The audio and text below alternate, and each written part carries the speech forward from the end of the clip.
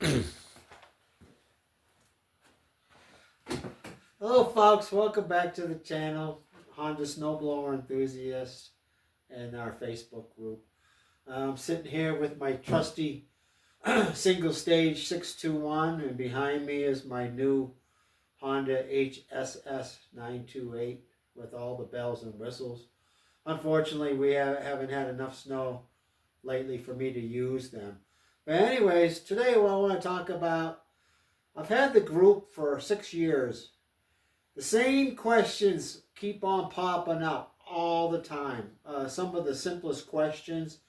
So I've got 3 today that I'm going to cover because you people are on the channel or on the Facebook group, other snowblower forums.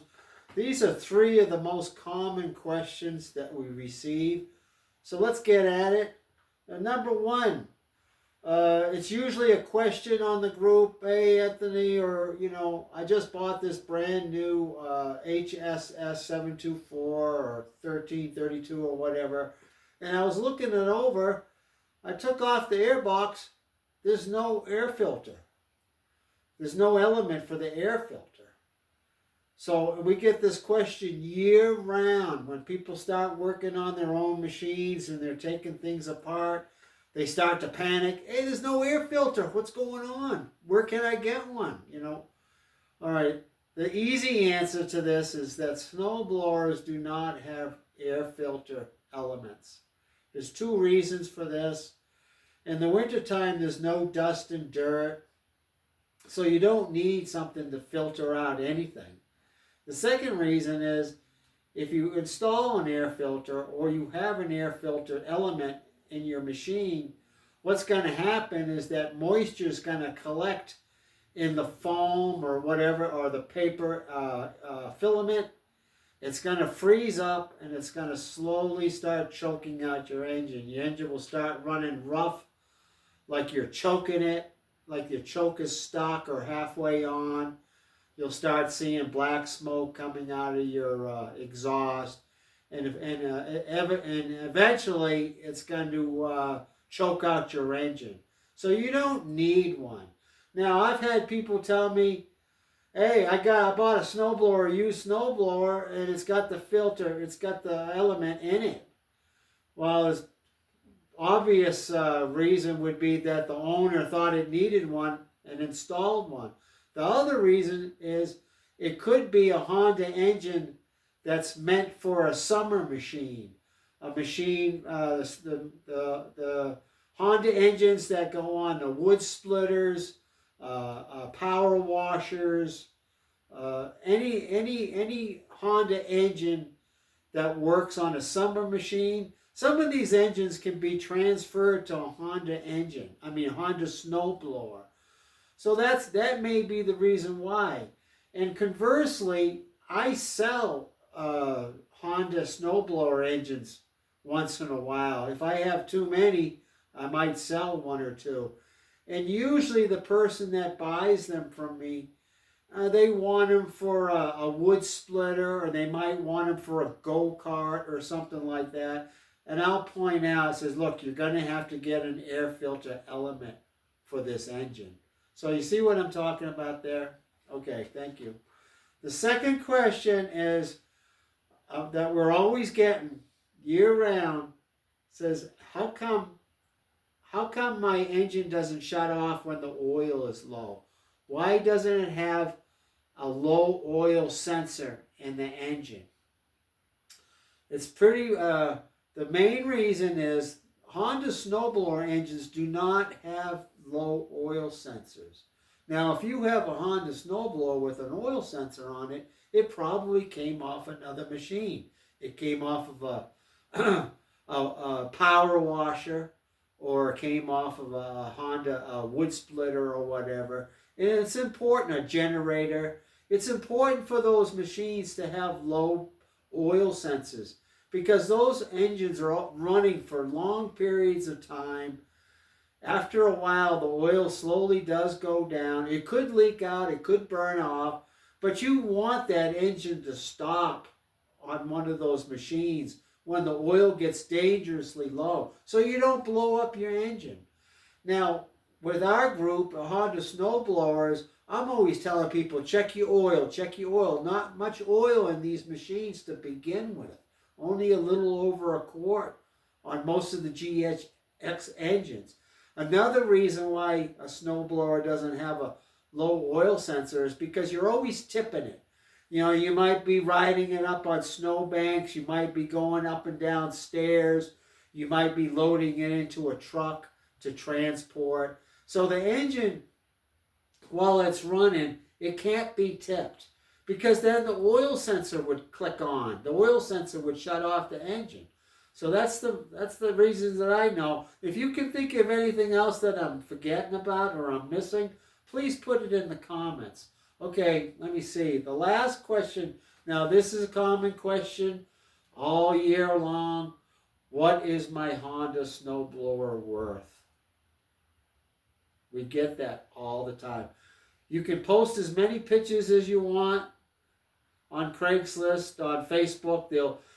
People will send links to a Facebook ad with a snowblower that's, $1,000 or whatever the price is.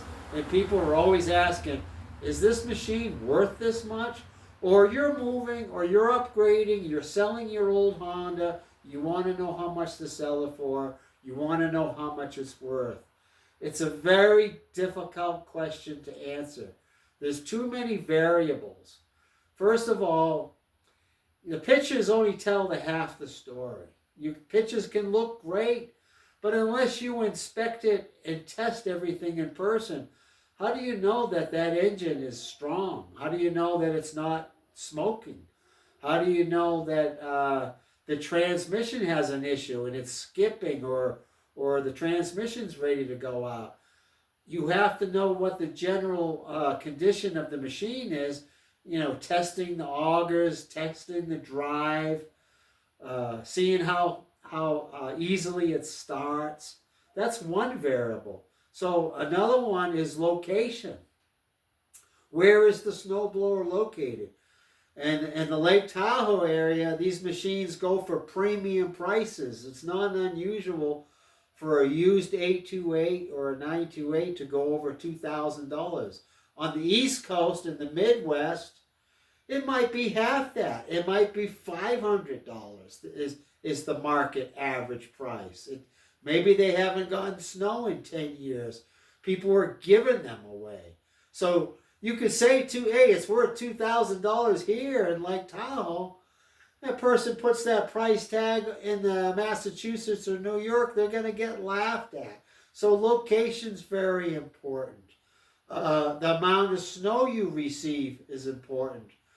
Mammoth Lakes gets tons of snow. Lake Tahoe gets tons of snow. Colorado, up in the mountains. Other areas don't get much snow. Other areas you may not need a 928 or a 1332. You might get away with just having a little single stage. So the amount of snow is another variable that you have to take into account.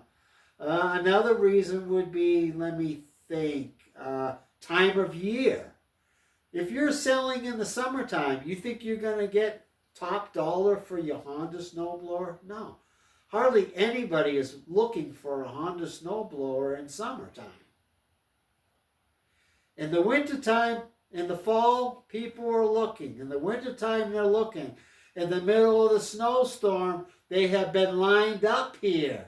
2, 3, 4 people trying to buy one of my snowblowers in the middle of a snowstorm. So the time of year and the conditions is very important. There's just too many variables. You want to know when's the last time it was serviced. If they have a receipt that I just serviced this machine at the Honda dealer and they have a receipt showing that, of course it's going to be worth more.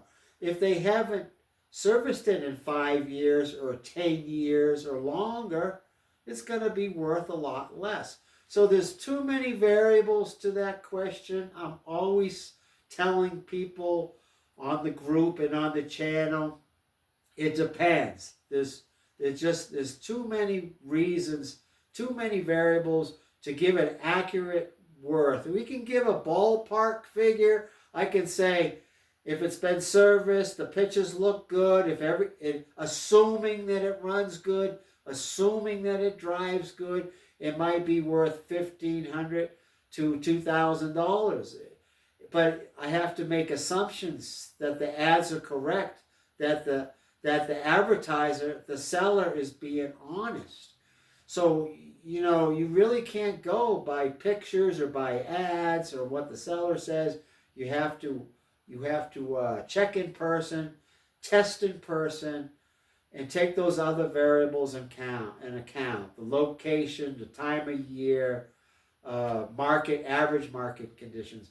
So that's my, hopefully this is a quick and answer for your Honda snowblowers. Our most asked questions. Maybe we'll have another one of these. I'm always writing down what your people are commenting or asking about. So thanks for watching. Please like and subscribe to the channel, and we'll see you next time.